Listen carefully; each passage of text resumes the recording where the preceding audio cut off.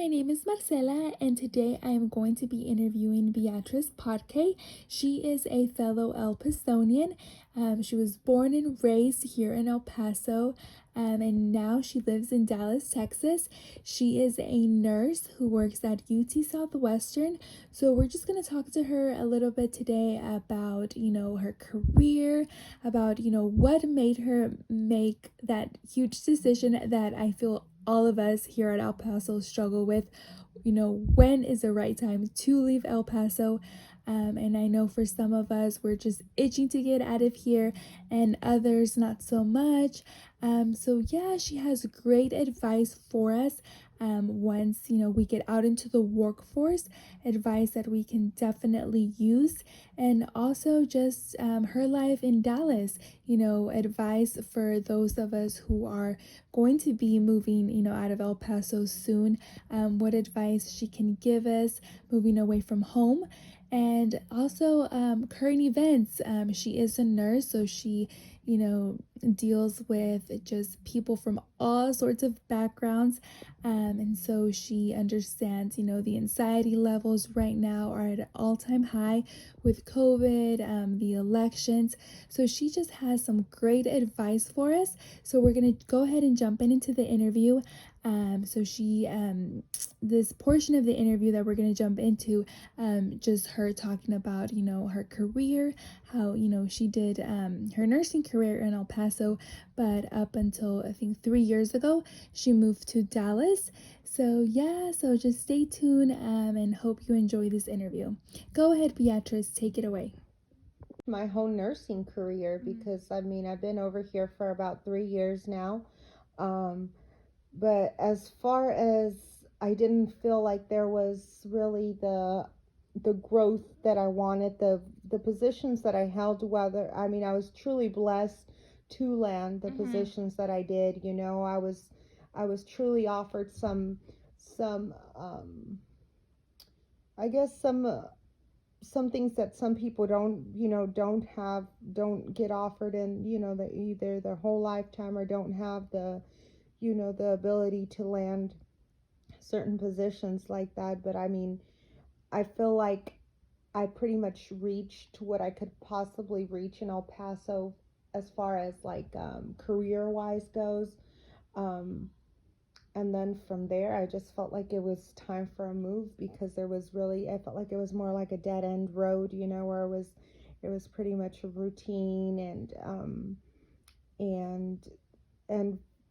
did work contract with the military, so that was a pretty much dead end job, because as soon as the contracts were over, the war started calming down, then of course the contract ended. But I did work for a few months, in the GS field, in the GS side of the system of the military.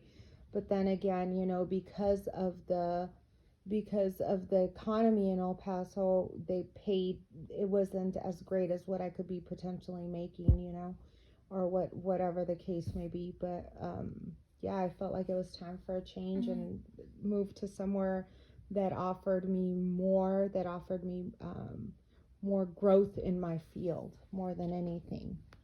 And can you talk about, so you moved to El Paso and now you're working for UT Southwestern, which is like really well known to medical school. Can you just talk about like, working with UT Southwestern here in Dallas, and what, your day to day looks like, and just the potential growth that you have here at UT?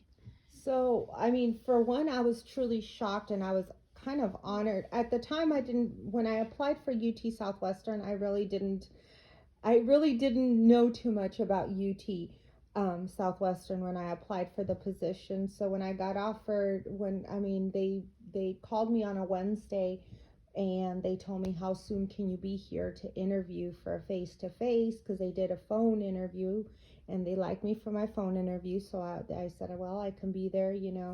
I think it was on a Thursday when I interviewed face to face, Thursday or Friday. So I came out here, and then come to find out, I was offered the position. But then at the same token, I was offered other positions in in the Dallas area. I got offered several offers, but just going back and just kind of I don't know why I chose UT Southwestern, but I'm kind of glad I did because come to find out, it's one of the best. It's actually ranked, I think, for the fourth year in a row as the number one in the DFW area, and it's number two in the Dallas, and not Dallas, but it's number two hospital in all of Texas. So I was kind of I think I was very lucky that I scored and I got hired there, because from what I've been told now, it is actually very difficult to land a position there. But nonetheless, I felt very blessed to have a position there. yeah. And now you are a mom with one son. So can you just talk about like what advice you would give other young people, like looking back, do you think you would have moved out of El Paso sooner, or do you think like you're pretty glad with the time you spent there? And what advice can you give other young people who are looking, who are making that decision? Should I move out of El Paso now, or should I wait until my career, I graduate, or I no longer have a job? Like, what advice can you give other young people? I would say so. I guess one of the things I do regret is not moving sooner because I think I felt like I've I've pretty much neglected myself other opportunities I could have had in the DFW area. But nonetheless, I still go back and look, and like I said, I've been very blessed to have been in the positions that I have been in El Paso. But I would just, I mean, because life here is very different than El Paso. El Paso's life is a lot more laxed versus here. It's very upbeat, and I mean, the days and weeks go by so quick. I mean, it's a very upbeat city. It's a whole other rhythm than what El Paso runs at. Um, I would definitely say if you're not being offered or you don't feel like you're being fulfilled in where you're currently living at or whatnot, I would say definitely moved. I in my personal experience, I wouldn't say I wasted time because I've learned a bit of everything in every position I've held in everything just in my whole life. I've learned a lot of different things, but I kind of wish I would have made the move sooner and just kind of push myself to get out of my comfort zone and just explore other options I've had. Mm-hmm. And also, like I know that you're like a really good nurse. Like the field that you work at, I know that when I come to you for advice, like for my job or skill sets, I'm having this issue. What should I do? I always remember you telling me that you're never afraid to do like I'll never do what's like not expected of you, but you're never afraid to do something else, like learn other skills, or even if it's not within your role, you're never afraid. Hey, if the manager or this person needs me to do this, yes, I'll do it. No hesitation. So, and I think that in today, in the age that we're living in, I think a lot of people get stuck with no, this is my job title, like this is what I'm set to do, and this is the only thing that I'm going to do. And I think it affects a lot of young people that they're not like multi skilled, they're not, what's the word? Um, like they don't know how to do like many skills at a time. I'm forgetting the word that it's used. But so what advice can you give young people once, or anybody, but once you get into like a job field, what are some skills, like top 3 or 5 skills that everyone should have? Because you are like a really good nurse and you're just really good at your field, and I see the way that you interact with coworkers, managers, doctors, and you are very like confident. You're very confident, and um, you give that like self assurance that like I know what I'm doing, or I will find out, I will get it done. So what are like some skill sets that you can tell others that definitely work on this, and you should definitely have this once you get out into the workforce? I think that you should perfect first. I wouldn't say perfect, but learn your role well. But also, like you were saying, also be willing to do other roles that are not in your scope of what you graduated for.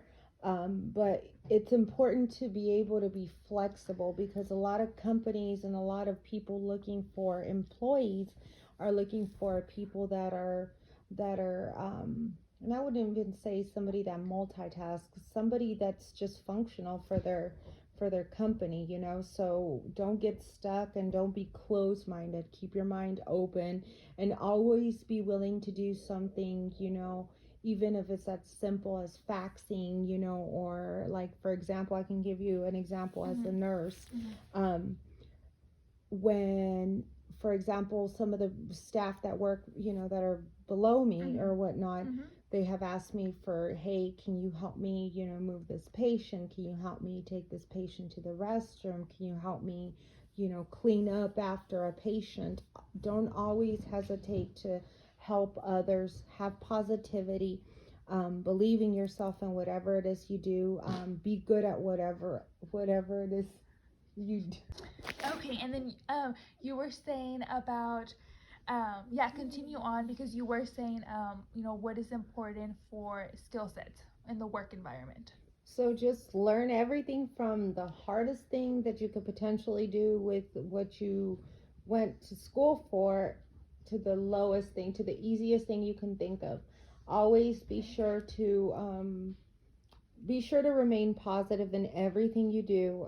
Be sure to have an open mindset and never be afraid to take on tasks, but of course be responsible and ask for help if you need it, because that's the only, I mean, speaking up is how you'll be able to get somebody to help you if you need the extra help. Don't overwhelm yourself with anything, and just try your best. That's all you can do, is try your best and work hard for it.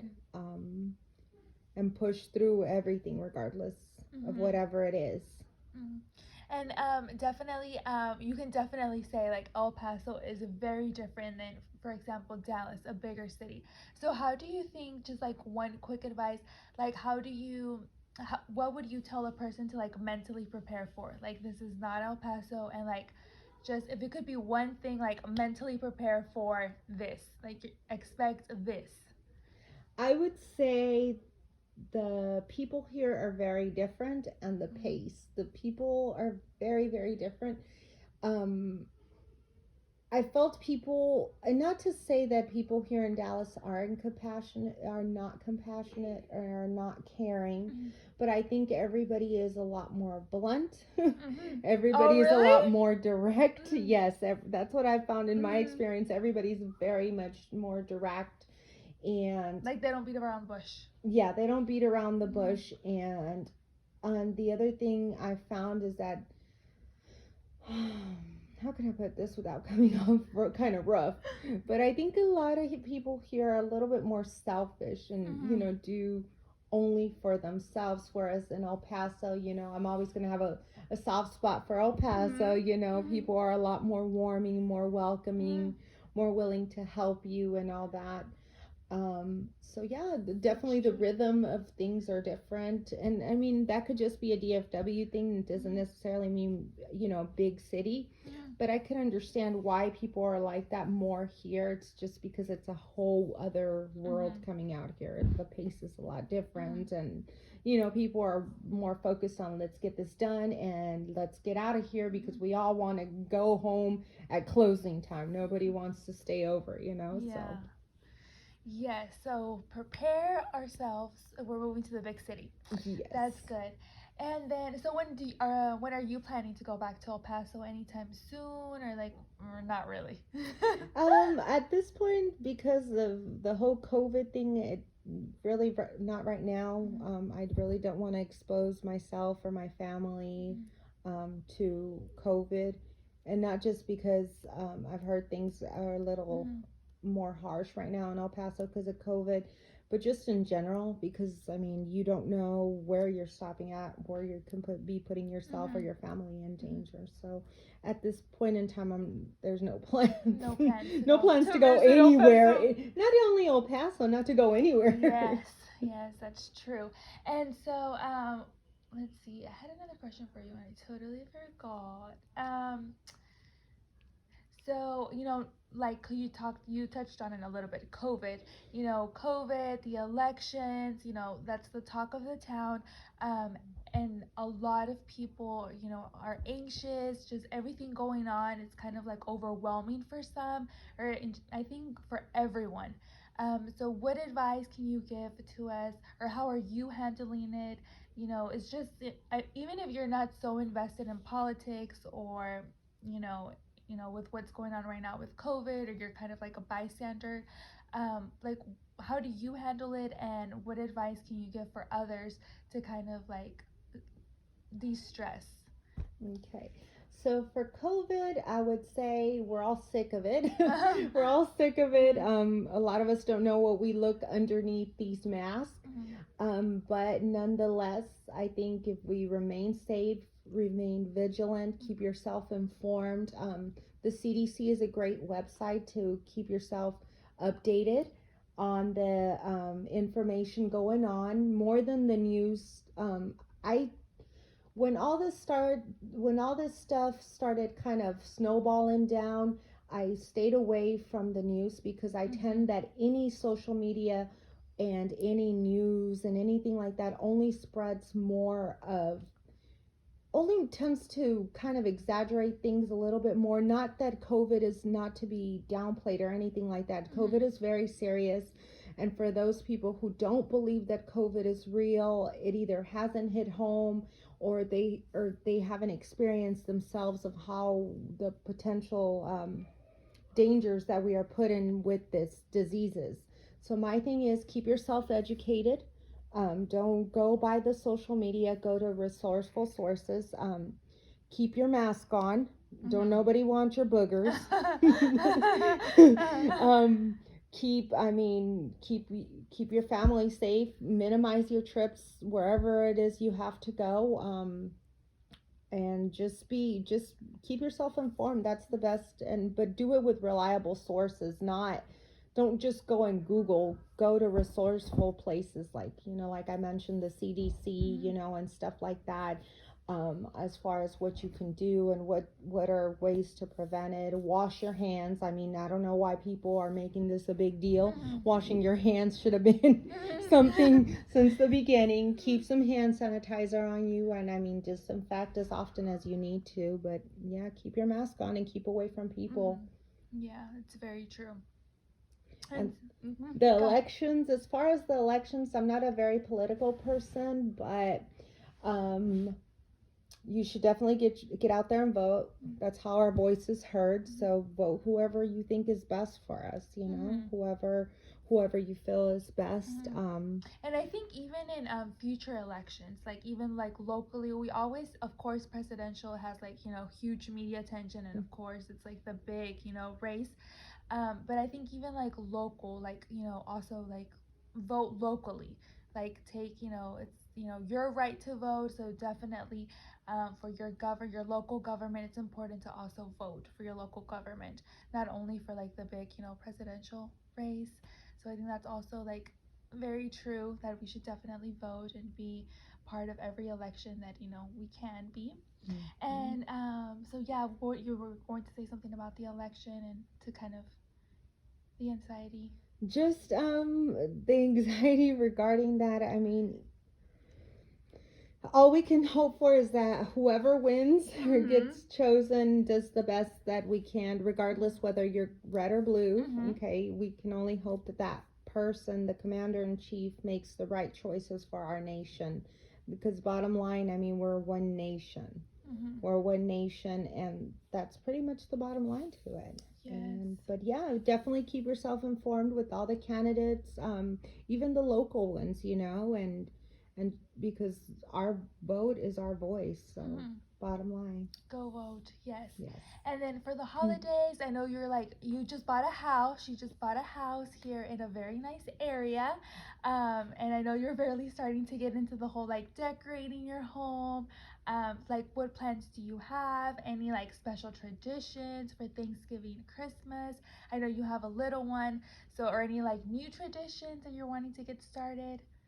I definitely, I think I did a lot more decorating than I've done since I've been here in Dallas, because I've really tried to keep everything minimized because and that's one of the things I forgot to mention previously. When we moved over here, I did not know that 30 miles from my work meant an hour and a half to 2 of driving. Oh my God, So that's another good thing. tip. Yes. Yes. So do your research on traffic, okay? And COVID traffic is not real traffic in Dallas, okay? So do your research on distance because I found myself living really far. So anyway, so as we moved in closer to the area where I worked in, we kept downsizing because the cost of living over here is significantly higher than El Paso. But anyway, so getting back to that, so yes, I've done a lot more decorating this year, and I've always liked to do something with my son every season, whether it be something as simple as decorating cookies or watching particular movies or whatever, just kind of things that I want him to remember that he passes on to his children when he grows up. But I'm definitely I want to decorate for Christmas, and I'm hoping to spend the holidays with my family and everything like that, even though right now with COVID it's kind of difficult, but I think we're all ready to have the holiday season here. And like, I know you had mentioned to me, I think I want to start decorating for Christmas. And it's so funny because some of my coworkers are like, you know what, today I'm gonna put up my Christmas tree. I think it's just kind of like we're over COVID. The elections definitely has taken a toll on all of us. So I think we're just wanting to like get 2020 behind us, and like I think the holidays is like the perfect season to kind of, I don't know, get that like warm feeling in your heart, spend time with family. So, that's like, I think we're all excited and looking forward to that. Any special recipes or, anything new? I'm not much of a cook, I'm gonna be honest, because I don't have time to do that, so I kind of leave it to the basics. But I did want to try a sweet potato pie this year. Okay. Because I do like pumpkin pies, but I found over here in Dallas, it's more of a big thing to do sweet potato pies.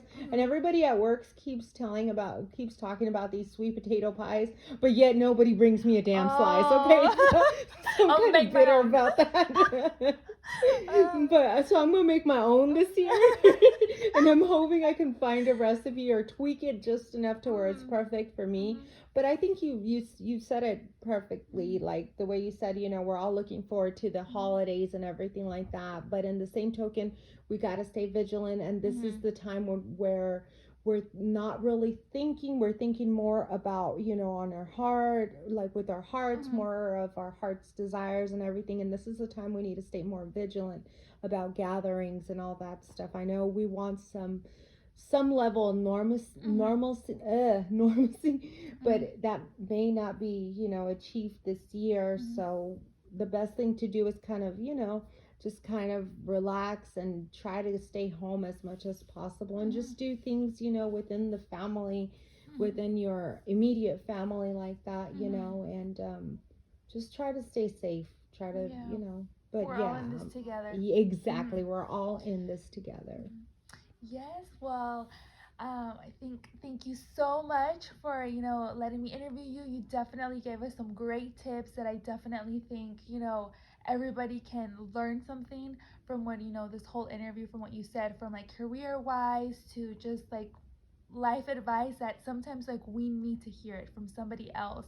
And I think it's going to make a difference in, a lot of our lives, things we can definitely learn from. So definitely check her out, follow her. She is on Facebook. Her name is Beatrice Potke. And I think recently she did, you're starting to get into like the whole vlogging thing, right? Or like wanting to a little bit touch on it? I do. I really do. And I've had a lot of people kind of push me that way because, I think you're a great talker. Like, you're very with your words. I feel like we're just like mesmerized. Like, keep talking to us. I try to be, because sometimes I don't pick the right words. I'm kind of blunt sometimes, but I kind of try to retract and try to use nice words. But Yeah. So definitely check her out. Follow her on Facebook, Beatrice Potke. She's a nurse here at UT Southwestern. And recently she did do a video, like a little tour of, her decorating skills for Thanksgiving. So definitely check her out, like her on Facebook. But we're so thankful for you doing this for us. So yes, and thank you so much for listening.